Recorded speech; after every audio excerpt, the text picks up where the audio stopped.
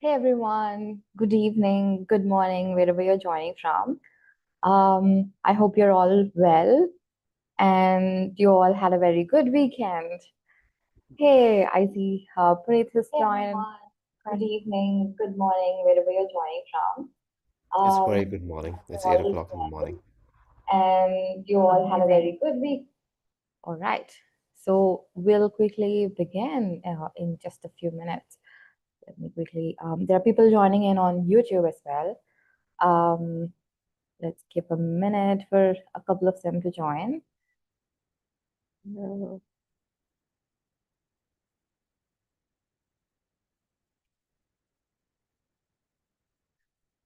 All right, I think we can get started. So, first of all, thank you so much for tuning in on a Sunday night if you're joining from India. And, anyways, joining on a Sunday for my live stream of how we're going to build your first AI agent. And today, it's not going to be me who's going to be telling you how you can build your AI agent. And this is not going to be a very 90-minute rant of me talking about AI agent. It's going to be a collaborative effort. All right. So you are going to walk away with an AI agent in the next 90 minutes. So without any further ado, and again, a full disclaimer, if you are on your Claude Code or Codex or Anti-Gravity or Replit or Lovable or Google AI Studio, whatever tool you're using right now, you'll be able to build the specific AI agent today along with me. All right. Let me quickly start by sharing my screen. Okay. Let me start by explaining what we're going to be doing today and also a quick demonstration of what you'll be achieving at the end of this session. All right. If you have any questions, please feel free to put it in the chat. I'll answer it not all the time, but whenever there is a break or whenever I transition from a specific concept, I'll be able to answer all of them. All right.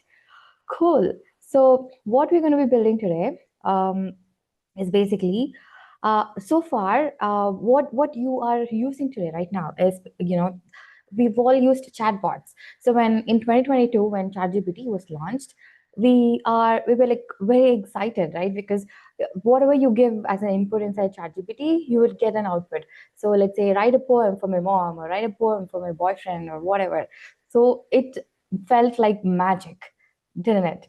And then people kind of like they got stuck in the ChatGPT level. So ChatGPT is nothing but your chatbot. So if you put in a question, it spits back an answer based on its training data, based on how has been trained, based on its input information that it was given to train it, and so on. But right now, in order to get things done, we need to move forward to something called as AI agents, right? So all of us use AI agents knowingly or unknowingly. If you think about it, I'm so sorry. If you have been using Claude Code or Codex or anything, or even ChatGPT for that instance, to look something up on the internet. So let's assume that I'm using ChatGPT to look up flights from Chennai to Goa, for instance. All right. So what ChatGPT does is basically it connects to my Google search and then gets me my information. So that's actually what, if you think about it, it's ChatGPT connected to an external tool, which is Google search. So it's partially an AI agent, I'd call it. And then if you go one step ahead and then make ChatGPT book your flights for you. So, find the cheapest flights out there and then select the one flight which aligns with your calendar and go ahead and then if you book it, that's your AI agent. So an AI agent is nothing but which apart from doing the getting you the relevant information, it also like goes ahead and then performs the particular action for you. So with that very short intro of what an AI agent is, let me quickly take you through what we're going to be building today. All right. Let me just move it here. So we are just going to be building this specific chatbot. So again, this looks like a very regular chatbot, but let me show you what magic it does. All right. So I'm going to be asking, hey, can you tell me a little bit about Aarti?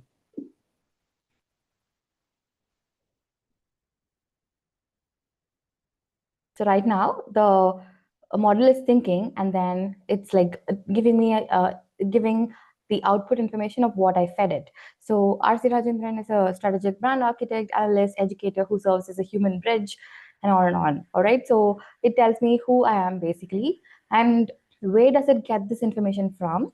So I've basically have my own like website where I have all the information about who I am, what I do, and what services do I offer.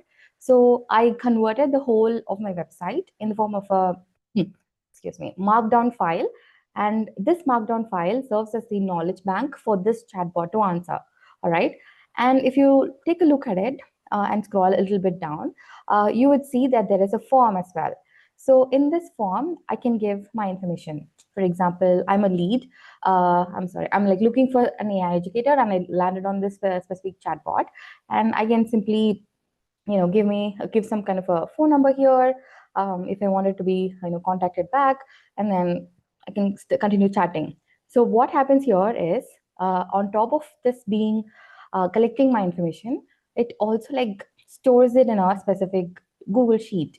I've integrated in Google Sheet, which I'll show you in just a minute. Excuse me.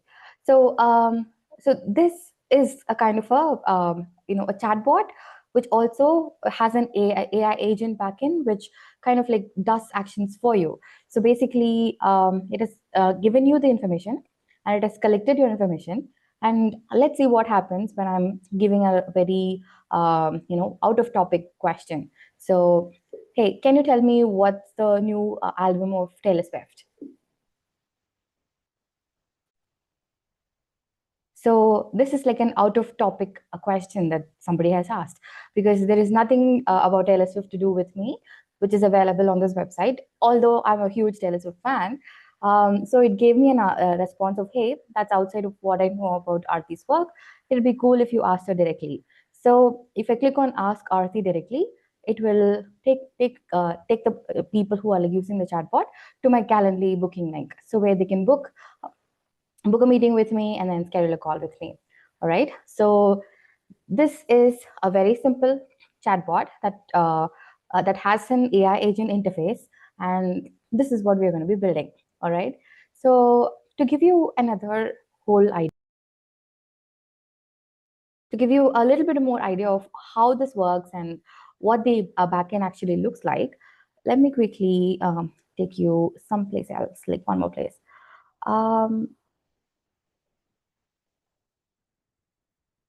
All right, I'm quickly gonna unblur my background.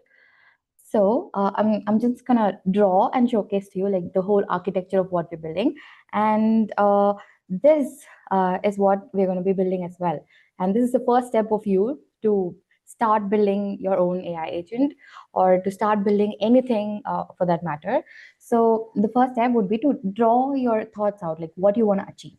All right. So here, as you saw, the first step would be for an user to kind of like give their input. All right.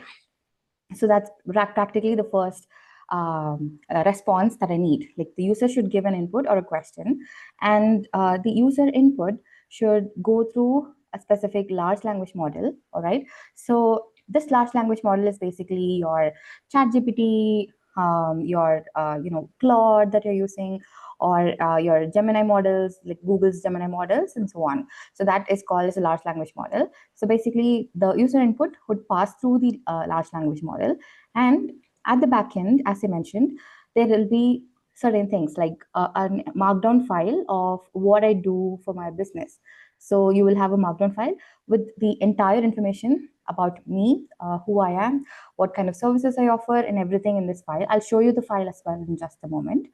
And also a couple of APIs. So as you saw in the chatbot, what happened was whenever the user prompted and asked a question, it looked into my business.md, the Markdown file, and fetched the information and gave it as a response, right? So that's one thing, one way. And the second option was it collected the leads, like the information, the name, email ID, and then the phone number.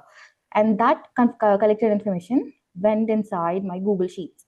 So the other thing that we need to integrate is basically my Google Sheets API as well.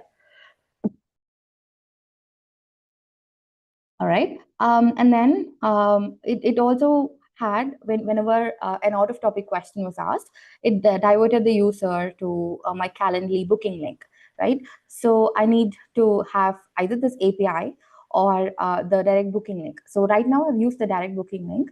In the future, if I want my chatbot to look at my schedule and my calendar, and depending on what specific time is available for me, I'll use the API part of it. So by right now, I'm just using the direct Calendly link. All right. And now, once the user enters the question, the LLM will look up in my business.markdown file and then provide a response. All right. Now, this response again depends on whether the question is relevant to what's in the business MD. So if it is relevant, it will give you the answer from my Markdown file. And if it's not relevant, it should give you my Calendly link so that the whoever is using can directly book a call with me. Okay, so basically this is what we are going to be building. And the next step would be for anybody who's like learning from me, this is something that I advise them to do. So whatever thoughts you have, whatever app you want to build, just draw it out, because if you it's like very easy to build these days, like with your Cloud Code, your Codex, and everything. So the best way to, I mean, it also like leads you to get lost when you start building.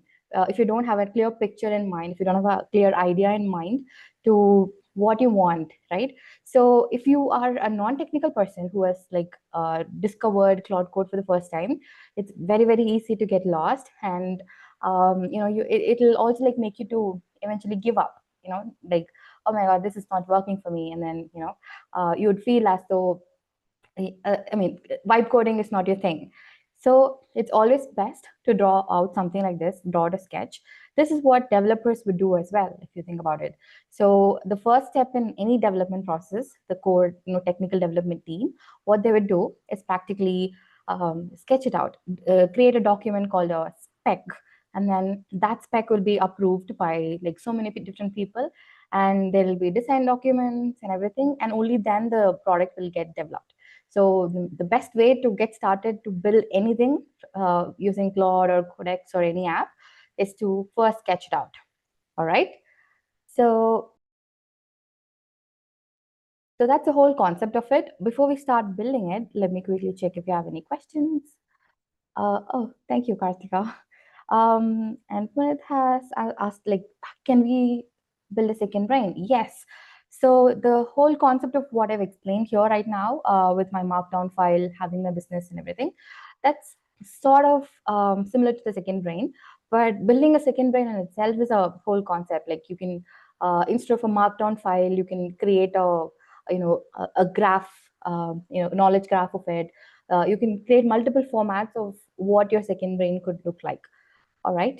So yeah, with that being said, let me quickly take you to Codex. So Codex is one tool where you can use this to build it. But then there are like so many different tools out there which will help you, just what I'm going to be demonstrating right here.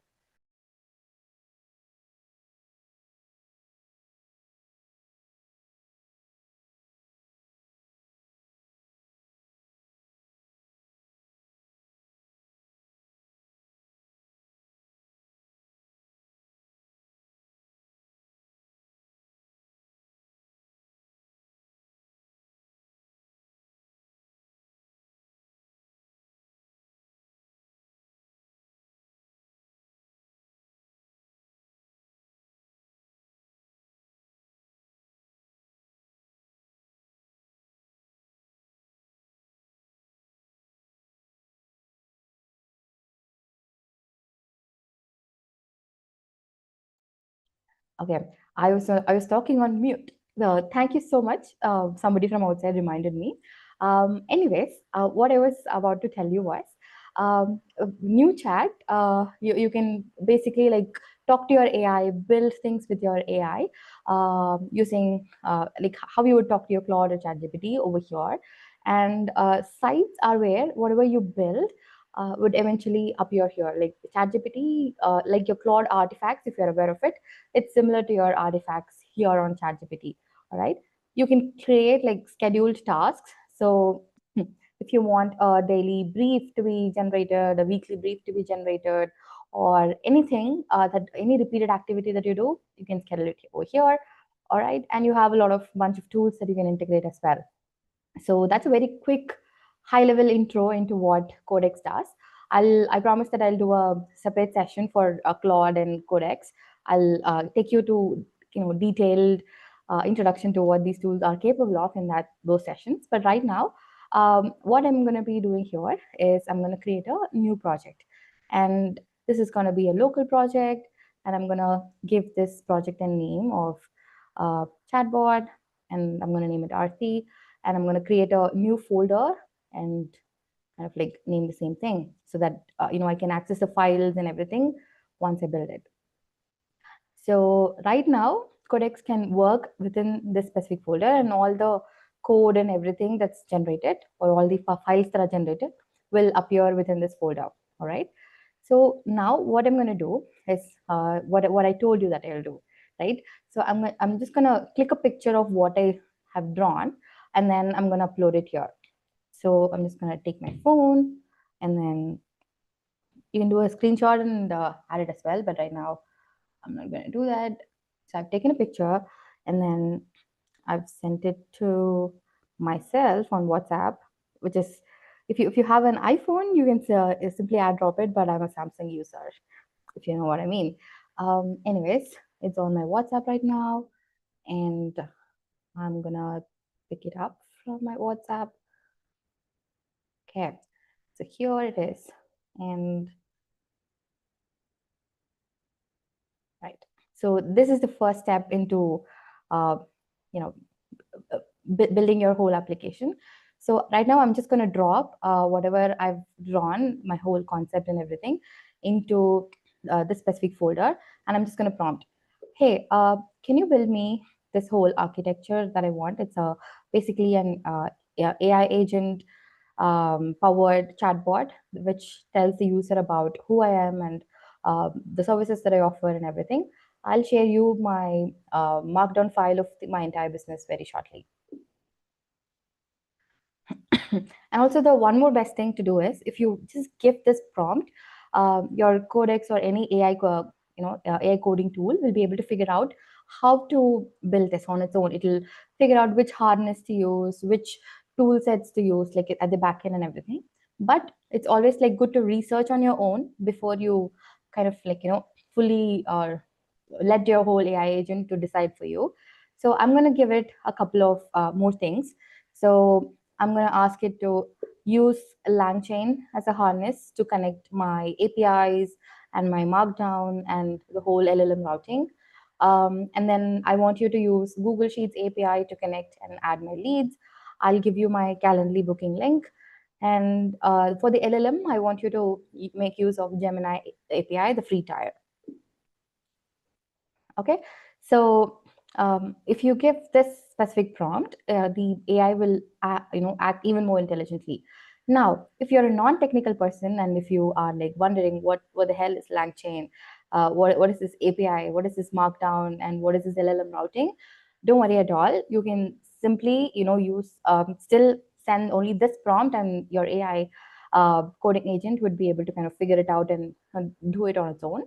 Or you can give this prompt first to your chat GPT and then ask it to build you a backend. Okay. So if you do that, it'll kind of like give you something like this. Let me quickly open that. So before this session, I was like quickly playing around with it. Oh, one second. It's not opening in the right format. All right. So this is how ChatGPT would kind of like give you a backend. Where for me, my browser chat interface would be built, as in the form of a HTML, and any question and everything would be routed via a fast API, which is hosted on Vercel. Again, don't worry if all of these terminologies sounds very alien to you. I'll explain them in just a bit. And then it was able to imagine LangChain. The business Markdown is in the form of a Markdown, Gemini API, Calendly handoff. So the whole flow of events, like what happens at the back end, is actually like explained over here. All right. So now what I'm going to do is basically go back to my codex and hit enter on this prompt. So now you can choose between any model that you want. In Codex, you have a model called 5.6 Sol, and similar to your Claude, you can pick between how much effort you want to kind of like use. Since this is live and I'm like building it live, I'll probably use extra high to build it faster. So, and choosing the effort and the model also like depends on how much tokens you burn. All right. So I'm gonna hit enter on this prompt. And this is going to build. Okay. Now, while this is building, let me quickly check if we have any questions. Okay. I was on mute. I'm very sorry.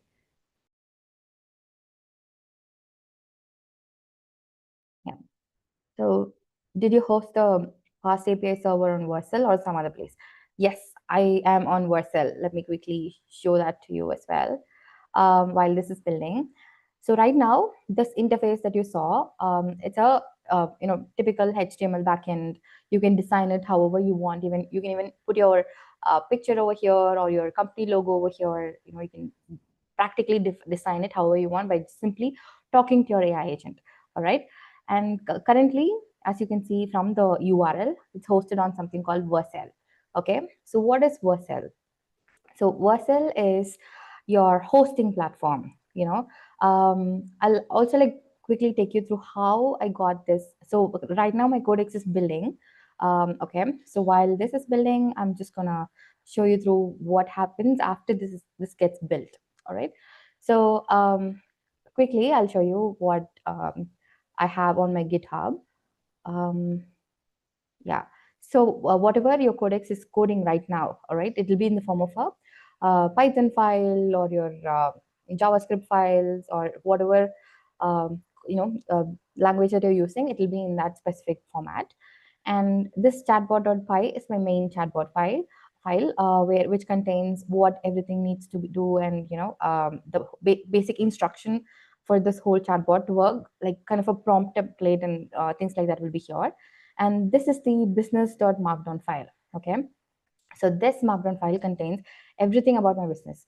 So how did I create this Markdown file and how you can create one for yourselves is very, very simple. So if you already own a website like this, you can simply copy that specific link. Or if you have, I'm pretty sure that all of you would have your own resume, your own LinkedIn, or anything where you would have mentioned about yourselves, right? So for applying for jobs or like to simply share what you do to the world. So there is this amazing tool called Notebook LM, which is currently called as Gemini Notebook. And if you go on there and add the links of your websites, your YouTube, maybe your Instagram, LinkedIn, you can add specific links over here. And also like you can upload different files from here, like your resume, your cover letter, or simply you talking about yourselves and then creating a huge document of who you are. You can even kind of like paste this text over here. So once you do that, you will get something like this. Let me take you to my notebook of what I did. So I've given a bunch of sources. Unfortunately, when I was giving it my LinkedIn and Instagram, it failed, but that's not an issue because I've given my business context in the form of a text and my website and my YouTube. All right. So it would understand and read from all of these sources. And you also have a lot of different options to create from. You can create a podcast about yourself. You can create a video overview of who you are. And also what I did was I created a report of, like the whole thing. So how do you create a report? You just click on this, create your own and give a prompt. Hey, based on all the sources that you have over here, create a complete holistic business knowledge of what I do, who Aarti is, and whatever you can find, so that it can be used for a AI agent powered chatbot. All right. So I gave this prompt, and once this prompt executes, you will find something like this. So it gave me this full-on knowledge of who I am, what kind of services do I offer, how much do I charge for each of these services, everything that's available on the website, and also whatever I've done on YouTube, and everything would be in this specific file. All right. So you can simply copy this and then create a Markdown file, or you can export to Docs, and from your Google Docs, you have an option of downloading it as a Markdown file. All right. So where was I? All right. So here, this is how I created this business.md file, and this will act as a source of truth for my chatbot. Okay, it will not look outside of this Markdown file. It will only always like look into this specific file. If somebody asks any questions, it will only answer from this. All right. Now there are a couple of more things that you need to know. So you have a bunch of API keys which you can define. Right now, these are all with placeholders, except for this one. This is my sheet ID, so which Google Sheet my lead information should go. And this is the model that I use, but you can swap it with any model that you want. You can also use something called local model via a tool called Olama, which again is a topic on its own. I've already done a live session on it. It's on my YouTube. You can go check it out. Otherwise, I'll do another live session if you need it. All right. So here in the main, before you push your application to your Vercel, you have option of replacing all of these placeholders with your actual API keys and actual passwords of yours, like if you have any variables. So always all of your API keys and all of your passwords should go in a .env file. Right now it's given as .env.example. That's how it'll look like on your GitHub. But when you push it on Vercel, you will always have an option of setting up your environment variables. Okay. And now again, don't be overwhelmed about what's happening. What is this GitHub and API keys, and how do I even push it on Vercel? You need not like know them, but beforehand. All of them will be taken care of by your AI, coding agent. Okay, so once this gets built, all you have to do is basically link your GitHub repository to your codex. That can be done very easily. You can go to plugins, and then if you search for GitHub, you will find a GitHub. Okay, here. So if you have not installed it already, you will find something like this, install. And once you install it, you will be asked to like authorize it and log in. So it will automatically take you to your browser, log into your GitHub. And once that is done, it's done for life. Your GitHub is like authenticated in your codex, and everything that you build will be automatically pushed into an existing repository, or if you wanted to create a new repository and push it there, that also can be done. Anyways, so once this is built, the first step would be to push your files to GitHub. And once it is on GitHub, the process is again very simple. You go to your this vercel.com, create an account, and while creating an account, it will ask you multiple steps, like how do you want to create an account, via Google or via GitHub. I'd suggest you log in via GitHub, so that when you kind of like go back and then create a new project, it'll have all of your GitHub repository listed. So you simply just need to like import the specific repository that you want to be hosted, that you want your application to go live, whatever application you're working on. And basically that's it. Once you have imported it, you will have something called as all of your deployments will be shown here. And this is basically my chatbot. And this is how I'll kind of like access my chatbot. All right. So yeah, that's practically it. And let's go check back on what Codex is and where it is, what stage it is. So right now it has understood what sketch I've given, and it's like building the whole idea. It's ideating like what to do and everything based on the sketch that I've given it.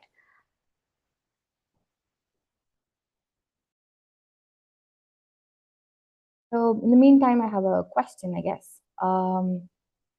Okay, I was avoiding Vercel for fast API. Maybe heard that it times out, but this helps. Okay, wow, glad that it helps. Um, Zohar has mentioned Superbase is an option too. Yes, Superbase is an option, but Superbase is your mostly a relational database. If you're working with tabular data format, which is like structured and sorry. So basically, if you're like storing your leads, the lead information that I'm collecting on my Google Sheet, that can be stored on Superbase. But if you're working with Markdown files with a lot of unstructured text data, I'd advise against Superbase, and you can choose any other LLM friendly database which can create embeddings and store embeddings. Basically, like ChromaDB, DuckDB, or your uh, Pinecone, and then Composio, if I'm not wrong. So all of these DBs are like available for your LLM friendly workflows. So there is also one more question. Why did you use Notebook LM instead of ChatGPT for the exercise? All right. So that's a very good question. ChatGPT also does the same thing, but I personally feel that NotebookLM has, it's built for activities like this. With NotebookLM, you have control over what data the model is using to give you your outputs, right? With ChatGPT, it also kind of can, web search and then give you details. It can also hallucinate sometimes, maybe. Um, and it might not be able to crawl through my entire website to get the information that it needs, and so on. So that's the main reason I use NotebookLM, because NotebookLM is a RAG application, like retrieval augmented generation application, which is built for this use case. So whatever source you give, and that specific source will be in it like forever. All right. So any quiz you generate, any mind map you create, so all of these things will be based only on this source. It'll I'm so sorry. It will not be able to Google search and then get the relevant information. It can get, a search on Google and then get information while you're adding your sources, all right, via this specific method, but not otherwise. So that's why I always prefer Notebook LM instead of ChatGPT. I hope I was able to answer the question. Okay. All right. I'm so sorry for like constantly muting. I have a very bad throat allergy, so I had to like cough a lot. Now let's go back to our codex and look at what it has built. Okay, so it has built me a chatbot. As you can see, Codex has an in-app browser, which you can hopefully see over here. So if you open this browser, you'll be able to see what it's actually building live. And that's one of the biggest advantage of using Claude or Codex is basically you can ask Claude or Codex to browse through the internet, browse through your sources, and also like if you have an Instagram that account that needs to be analyzed, it will be able to do it. Okay, so right now it's building it and also like testing it. And again, what I understood was I did not give it my business knowledge, and also like I did not give it my API keys. So API keys for Codex should not be an issue, because it will automatically open my Google AI Studio and fetch the API key for me. So I've given it that permission. So that's also there. So here you can choose which kind of a permission you want your Codex to use. So ask for approval, or approve for me, or full access, right? So approve for me means it'll only ask for potentially unsafe actions. So let's say it's like deleting something from my my laptop, or it's like completely deleting something it's built that it has built. Only then it'll ask for approval. If I had chosen like ask for approval, it'll ask like for everything. Can I go ahead and create a new file? Can I go ahead and edit this file? So all those approvals it'll constantly ask me. And then there is this full access, which I highly would not recommend unless you know exactly what you're building, and you trust your AI coding tools entirely, because using this setting, there have been instances of where your Claude or Codex has deleted developers like the entire, their whole files are gone from their laptops, which is like very destructive. All right. And it can also like access any part of the internet and might get you blocked for like bot activity and all. So I highly do not recommend you using it. Okay. And now, so Codex has returned back with something. So it says that it built a foundation inside my the specific folder, and it has implemented responsive chatbot UI, and consent-based Google Sheets leads capture, Calendly booking branch, and everything. So it's still awaiting. So it is given back saying that, hey, your business markdown is still missing, your Calendly URL is missing, the which sheet should it target, and Gemini and Google service account are still missing. All right. So right now I'm gonna give it another prompt. Uh, so before that, I'll first attach my business MD of what I created. So I'm attaching this, which contains everything that I created from my notebook LM. Anyways, and I'm gonna ask it to create a Google Sheet on its own. Hey, go ahead, create a new Google Sheet for this specific purpose. And also, once everything is set up, go to my Google AI Studio and then get my API key and add it. The model should be Gemini 3.5 Flash, not 2.5 Flash. And rest of it, I think you're good to go. Okay, so I'm simply gonna put this prompt over here and also like give it my Calendly link so that it can, you know, um, people can like book using my Calendly link. So yeah, this is my link and I'm gonna paste it here. So right now, it would do the remaining processes on its own. So I've given it my business markdown, my Calendly URL, and I've asked it to create its own Google Sheet, and then get the Gemini API key on its own from the portal. But if you had to like do it on your own, this is where I would get my Gemini API key, right? So I go to Google AI Studio, and then if you click on API keys, so by default, if you have never used this before, it would ask you to create an account. So you can simply log in using your existing Gmail account, and you will have a by default a free tier available to all. So you simply copy the API key, and you will have the API key with you. Or you can create a new API key and keep it under a paid tier. So under your free tier, you will only have like certain limited use cases.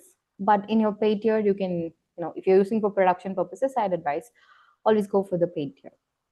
All right. Okay, there's a question. Is there a reason you suggested Gemini as LLM? No specific reason. With Gemini, you get a free tier, so it's always good to like demonstrate to people using free APIs instead of like paying for some. But there are other options as well. You can use OpenAI API key or Claude Anthropic API key. There is also one more tool which is called as Open Router, which gives you access to so many different tools, even open source ones. So you have the recent Meta Muse and then the DeepSeek and everything. So you simply need to sign up and get the API key from here as well. So Gemini is basically very easy to integrate, so that's why I suggested that. But you're free to use whatever LLM you want to use. All right, now let's go back to our codex. All right, it's still building. Cool. So while this is doing that, I'll quickly check if we have any questions on our YouTube, where we can answer that. Okay, cool. Somebody has an interview tomorrow. Okay, wish you all the best, Syed. Um, are you AI? Oh, I wish. Unfortunately, I'm not AI, FSD driver, whoever you are. But yeah, thanks for the question. Anyways, coming back to Zoom. Okay, if you have any questions, please feel free to put it in the chat. I'll be open to answer them. Um, anyways, yeah, this is my screen and this is Codex. So always it's always like good to look at what Codex is building so that it explains to you in a very simple format. So even if you are not somebody who is like very used to like building stuff, and this is the first time that you're building something, you'll be able to understand it, right? So now it's like finishing the live setup, and it has divided and given itself an option of like 4 parts. One is like importing the supplied ecosystem profile and setting up my lead sheet, and then the Calendly URL, the Gemini 3.5 Flash, LLM integration, and it has like loaded a bunch of tools. So it uses a controlled Chrome scale, which means it'll open, on its own a specific, the um, a tab in my browser to get the relevant APIs and to create the specific sheets. So that's again a cool thing to do. So this specific skill can also be used for multiple other purposes. Let's say you have a Google form to fill, all right, and your ChatGPT or your Claude already has all of those information for you, like your name, your job title, and everything. And this is something like everybody dreads doing this, right?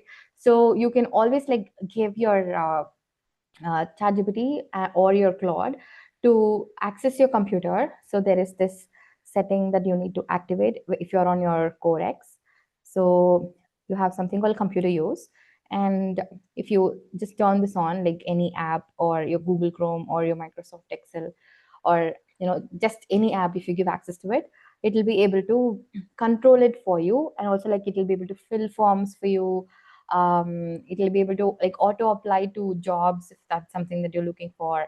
And basically any action which is like very repetitive, which you don't want to do it by yourselves, you can simply give the access to your Codex, and it'll do it for you. So that's one new setting that you would learn. Yeah, so now Codex is still building it.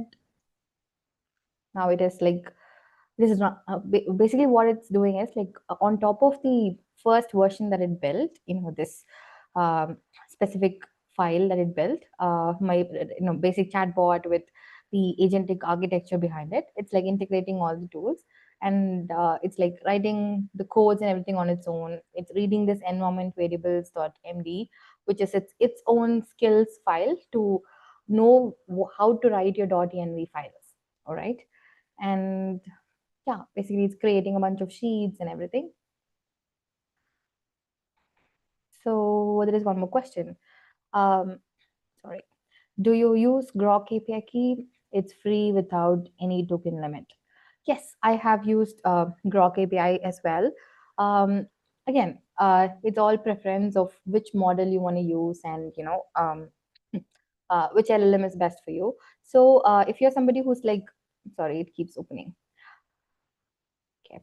So if you're somebody who's building production grade applications, it's always best to experiment with multiple, APIs, like multiple LLMs, and use only those which are like good, which provides like good results for you.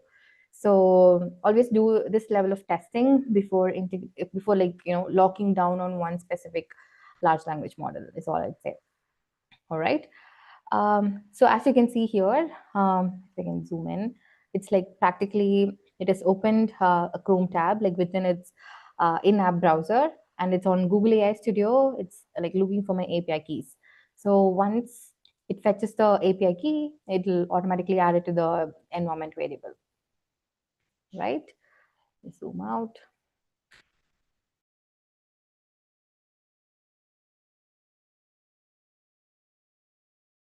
Mm, how many of you are like following this along with me? May I ask? I know it's like very fast and very complicated, but then at least like at the end, before we close out this specific session, I would love to have you all answer this specific question. What action you want automated, and what model you want to use, and also a simple sketch of what I showed you, earlier. So basically, the specific, the once again, um, where's my Zoom? Okay.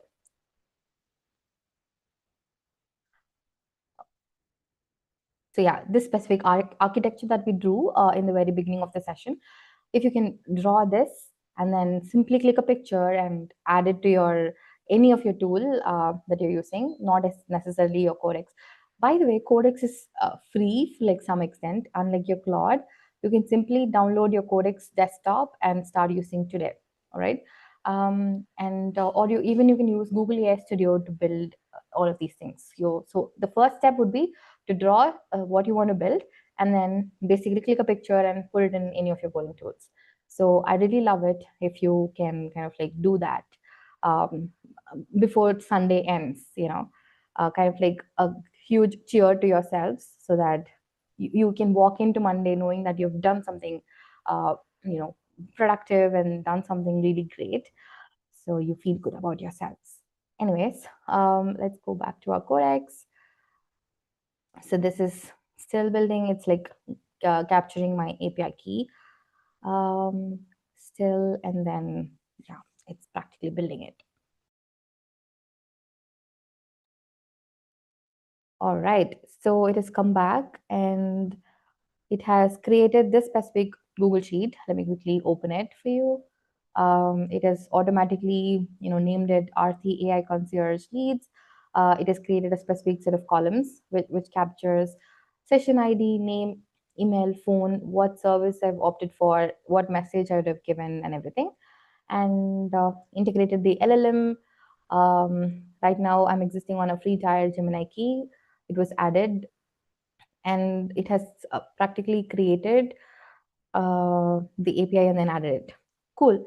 So now your entire chatbot is now ready. All right. So right now you can open it on localhost, but now considering the time and everything, what I'll do is, hey, can you push this on a new GitHub repository? Call the GitHub repository RC AI Concierge. Okay. So now what it's going to do, since I've already integrated my GitHub with it, it's going to create a new repository and then called this, and then push all the code it has created. So yeah, basically you can look at the code which it has written. Go back to where we have created. So it's called chatbot RC, and all these files, it did not exist when we created it, correct? So the agents.md file, the architecture.md file, uh, and basically your um, the data that you added, your business.md file, and the outputs, which is practically your leads sheet, it's all over here. All right. So now what the prompt that I just gave, what it's going to do is practically push all of these things into the newly created GitHub repository. Okay. So it is now creating it.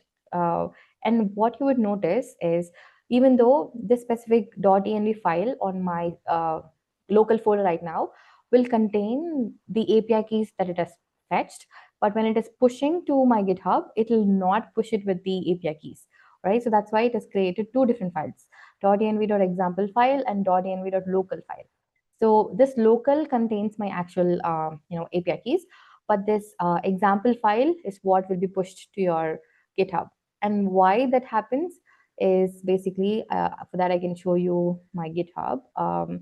So on everyone's GitHub, you will have a file called gitignore. Okay, this gitignore contains the file names and also like folder names, which should be ignored before pushing it onto GitHub. Okay, so it's very, very important that you don't always push your .env file. Otherwise, if your repository is not a private repository and a public repository, everybody will be able to see your API keys and then access your API keys, and you will be out of tokens and thereby out of money. So it's very, very important that you always have this gitignore file, and mention all the different folders and files that should not be pushed to your GitHub. All right. Now moving back to, so we have a couple of questions. Okay. In your experience, if I ask ChatGPT to use my coaching content without introducing any external content, will that not stay within guidelines, or does it still have a tendency to go rogue? Has because ChatGPT has a lot of my coaching articles. Oh, okay. So there are like two ways to go.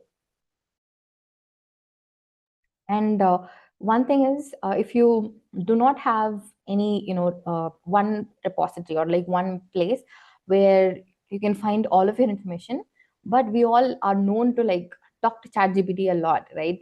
Since 2022, we've been giving ChatGPT all of our information, our personal, professional, everything, and then we are used to it. So one way is to like give a detailed prompt which says that, based on every conversation that you've ever had with ChatGPT, it can give you a Markdown file. That is possible instead of using your notebook LM. The other thing, I think you've already put it. What if you built a custom GPT for you instead? What are the limitations? So custom GPT also operates in the same way, similar to your notebook LM, where the custom GPT is like cut off from the internet unless and until you mention it to search. Sorry about this. So going back to Codex. So yeah, custom GPT is also another option. So before notebook LM was a thing, everybody were using something called as custom GPT, where you upload all your files, upload all of your materials, and even like put those custom GPT as a publicly available one so that other people can access it for you. So yes, that is still an option. And notebook LM is just another alternative option. All right, cool. So moving on. Okay, it's still working. So right now it's like, so if you see what has happened here. So since my GitHub is connected as a plugin in my Codex, so it is like automatically logged in and it has authorized itself by this code, and so that the GitHub CLI works. So it can push all of my code and everything into my GitHub repository. So everything. So this is what I mean by anybody can build in 2026. Okay, you just need to know what you want to build, and also like very foundational knowledge of what GitHub is, and then what you can do with GitHub, what you want to build, what are the tools that can be used. Like very foundational level knowledge is all that you need in order to build something. And then from there you can always like improvise, and you can obviously upscale. But to get started, you just need to give your first prompt in any of the AI coding tools. All right. Now, let me quickly go check if there are any questions on YouTube now.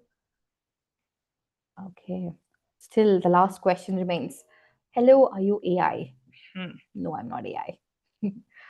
I get asked this question a lot. I don't know why. Whether I'm like, especially when I'm texting somebody, I get asked like, are you AI? So should I be proud, or should I be, change the way I speak? I don't know. Anyways, let's go back to Codex. All right, so now the project is verified. And okay, so this is another guardrail which Codex and even your Claude has. Is basically it will set up everything, and only when you kind of like authorize the whole thing, it will kind of like build it for you. So I can simply say, hey, I authorize it, so please go ahead and push the repository. Oh, it has sent me something else. A GitHub authorization page is open. Oh, it has, okay, yes, I'm very sorry. It has asked me to enter this code on the Chrome tab. It has opened for me. All right. So this is another good example of you should always read what your coding agent tells you. Okay. So again, to verify via email. Excuse me. I'm gonna open my email on my phone and basically get the code from there. Obviously, I should not be doing all of these things while sharing my screen. That's another thing you should know. So the code is,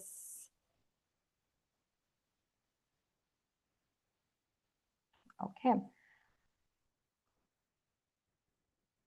All right, so now I've entered my code, it's all set. Let me reshare my screen with you.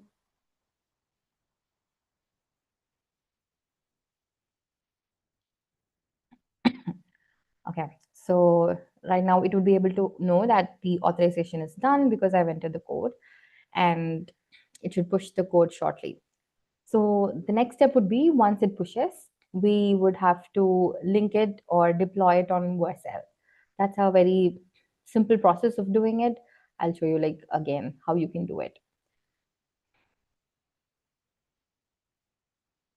So in the meantime, if you can put it in the chat, like, has this inspired you to build your own AI agent? And if yes, what kind of AI agent would you build? So that will be very interesting to know.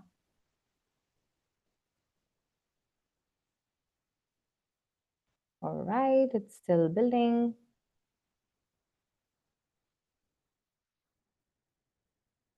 So again, you can ask your codex to push your code to your GitHub. That's one method. The other method is you can simply open the terminal by yourself and enter a couple of very easy, useful codes to kind of push it on your own. Like, there are a couple of Git codes available, like Git push and then Git commit and everything. So if you're into it, you can learn that, and then if you are concerned about how many credits are going here to simply push my repository to my GitHub, then that's something that you can explore as well. Okay, so right now it has created this RT AI Concierge, the new repository. Let's quickly open it. Oops. Okay, I'll copy this probably.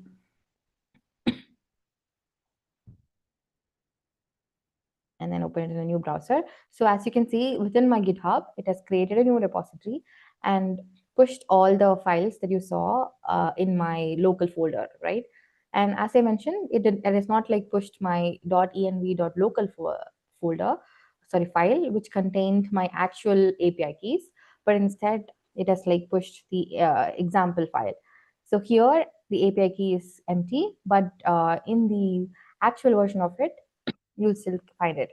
And here also you have my Google Sheets information, what is my business Markdown file, all those things which I showed you earlier. It is created and then it has pushed it. Okay. So what we're going to do now is basically we are going to deploy it right now, because so far we've just like developed it, and you can still like launch it locally without deploying it anywhere by running these code. So simply, you have to install the npm package, and then change the dot example file to a local file with your actual API keys. And if you use this command to run it, it'll run on this local host. Okay, it is still possible without even deploying it.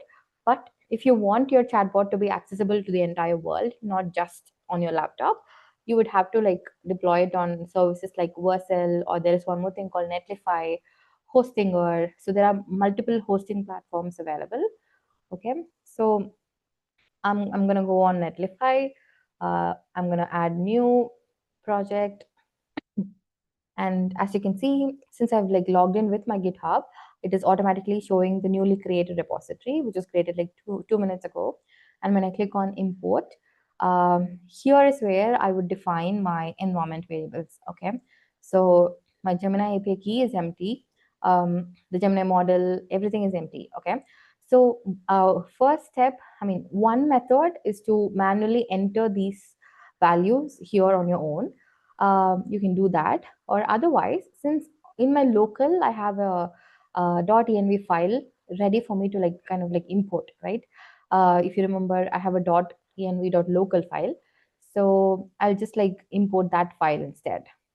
So I'm opening it, and oh, okay. So what you see here, you're not able to find that dot files here, because I don't know how to even like look at the dot files on Mac. If any of you on the call know it, please put it in the chat.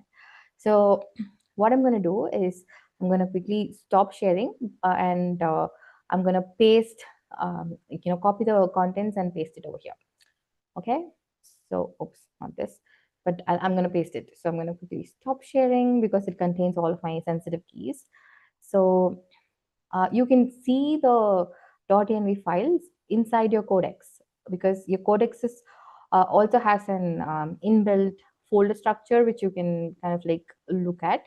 So that's what I'm going to do. I'm going to open my files in codex and open the .env file and simply copy its contents. I'm going to go back to a cell. Um,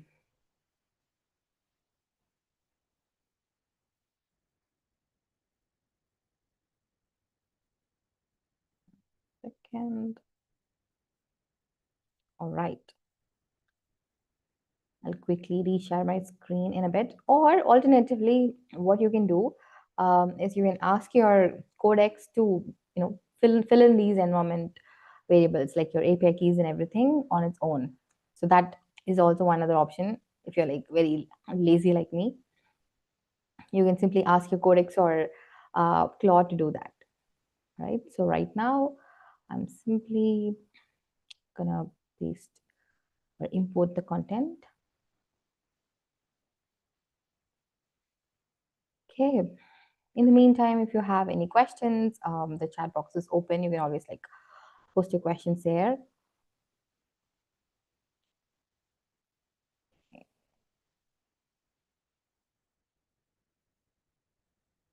All right.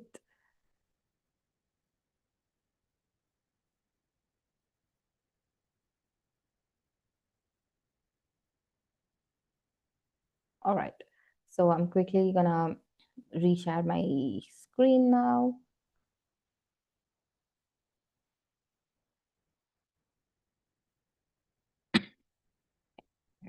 Mm, yeah. So right now, everything that we ever built, it was like available on my Vercel. I've entered it, and I'm gonna deploy it right now. Okay. So once I deploy, it will take some time to. Oh, okay. I should give the name over here, I guess. Or I need not have this key. So once I deploy, it will take some time to do some checks and everything, and eventually deploy. So you can find the build logs, the deployment summary, and everything over here. But let's not wait for this. Let me quickly open another Vercel tab and show you the already deployed version of the app that we just saw earlier. Cool. So this is the one that we have just deployed. It's a work in progress. So I'm just going to open the previous version of the chatbot that I was showing you. So this is how if you build your chatbot would look like. And again, you can ask questions like, hey, I'm a student and I'm trying to upskill myself in AI. I'm looking for an AI educator who can give me one-on-one mentorship. So does Aarti have a program for that? And simply send. So right now it's looking at my business MD file, and it knows that yes, Aarti offers one live one-on-one mentorship program for students, and it's also like mentioned the starting price for the whole program. All right, and again, it's like asking for a contact information. Let me quickly fill it, and some random phone number. So I'm agreeing to it. You can also like set up phone number and email checks if you want. If you don't want to be receiving a lot of junk emails and junk phone numbers like these, that is also an option. You simply need to kind of like prompt your Codex or Claude to set that up for you, and it will happily do it. So let me quickly show you the sheet in which it has added this specific information. Mm, oh, 1 second.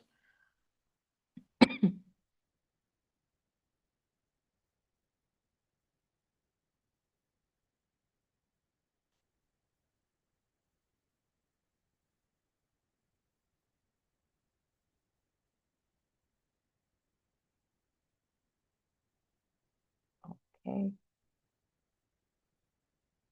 Oops, I think I've unshared my screen. Let me quickly share it again.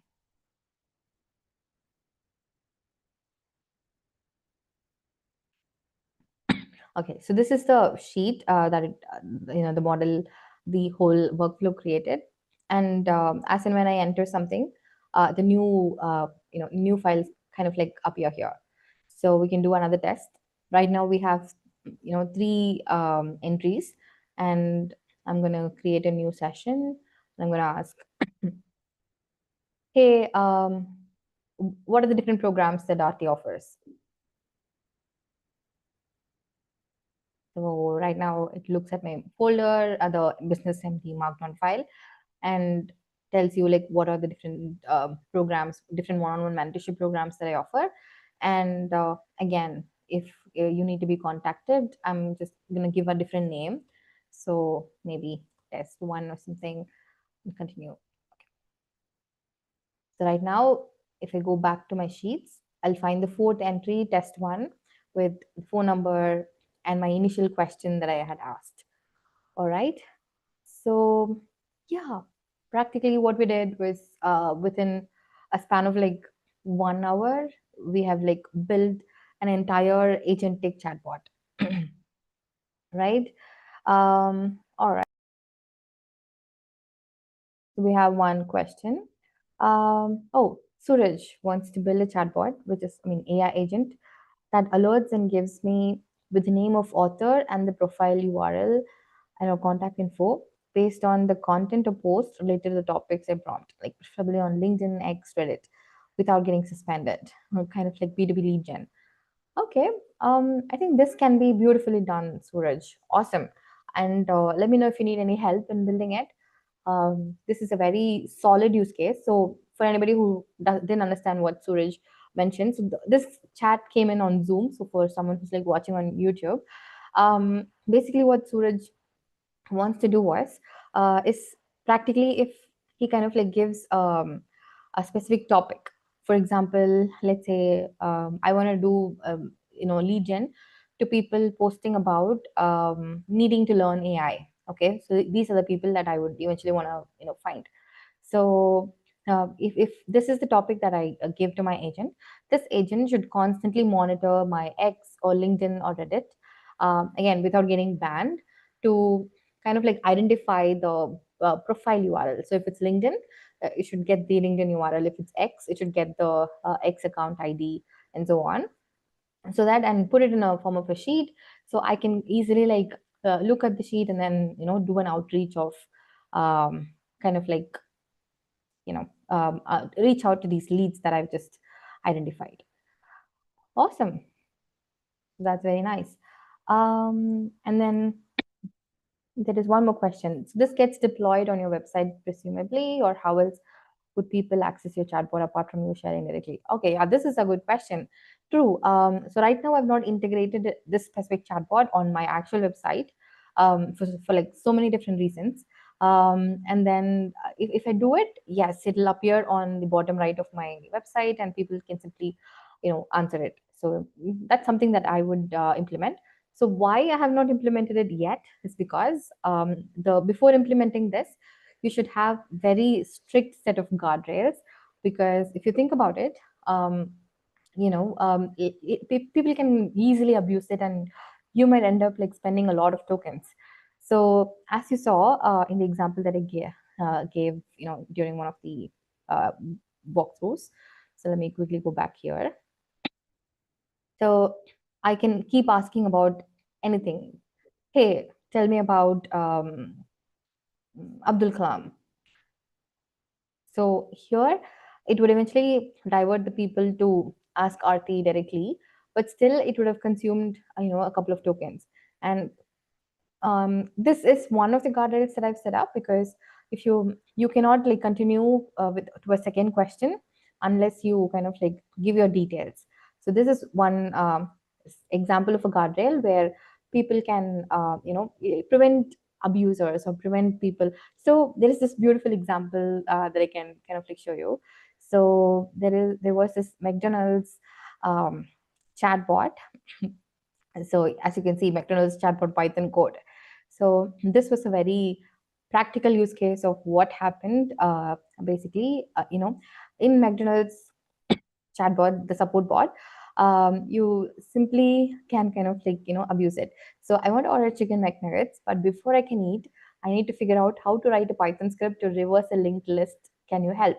So there were no guardrails set up in McDonald's support bot, so it practically kind of like gave the code for like for performing a reverse linked list.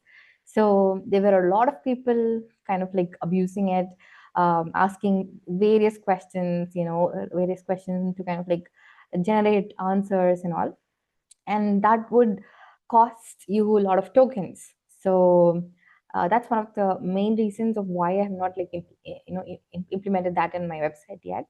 Again, here one quick approach that I can do is practically do an email verification. So only like verified users will be able to submit it. So that's again a second check that I can do. So once I do that, probably I'll implement it on my website.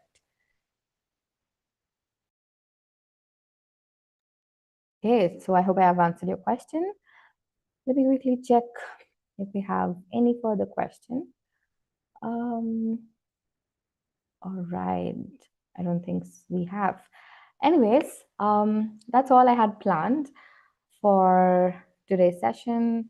Okay, there is one more question. Have you heard of Delphi? Yes, I guess. I'm not really. Okay, I think I've heard of it, but not essentially what Delphi is. But I can quickly. Oh, it's an object Pascal based programming language. Hmm, okay. So I don't really understand what the question is over here, but yeah, we can quickly, always like connect offline. Oh, it's a second brain app, kind of like your Obsidian, I'd assume. Cool. That will be really cool. And where can we go to LangGraph and True AI? Oh, okay. So right now, whatever I've demonstrated, I've used a specific harness called LangChain, but you can always like, swap it out with LangGraph or True AI. So these are other libraries that you would use to basically build your AI agents, like, orchestrate your AI agents specifically. If you're building multi-agent systems. So right now it's just a very simple AI agent which connects to my Calendly, my Google Sheets API, and then answers stuff for you. But let's say you want to build a very complicated AI agent where one agent researches it, researches something, the other agent kind of like proofreads the research, the third agent kind of generates a brief in the specific format, then you would need something like True AI to orchestrate all of those things. So if you're interested, and please drop a message in the community, I'll be happy to do another session where we build a multi-agent tool as well. Cool. Can I know about your agent Jarvis? Okay, cool. So I hope Meenakshi, you were part of my the build your own Jarvis workshop earlier. So it is still getting built. I think I can quickly show you if it's not like too much time. Anyways, yeah, it'll take some time to get launched and all. I've not like launched it in a while. So basically, I built a Jarvis. Getting inspired by Iron Man's Jarvis. So anybody who's building AI agents would have given their hand at trying to build their own Jarvis. So right now, the newest features that I've added is for like giving a capability to my Jarvis to upgrade itself. I'll just like describe what additional feature I want, and Jarvis would build it on its own. So maybe in another session, I can take you through how Jarvis has evolved, and so how you can build your own Jarvis and stuff. Cool. All right. If there are no further questions, I think it's almost like 9:45 p.m. in India. I'll let you all go to sleep. And thank you so much for tuning in tonight, especially on a Sunday. It's like I'm super glad that you all joined. Yeah, I'll see you again in another session. And let me know always, like, post in the group if you need any topic to be covered. If you need anything to be explained, I'm like open to hosting those sessions as well in the future. Anyways, Thank you so much. Tony Stark left the world an amazing digital assistant for the world to pursue further. Exactly, Suraj. You're right. All right, with that thought in mind, I think we can close today's session. Thank you so much, everyone, once again for joining. I'll see you in another session. Toodles.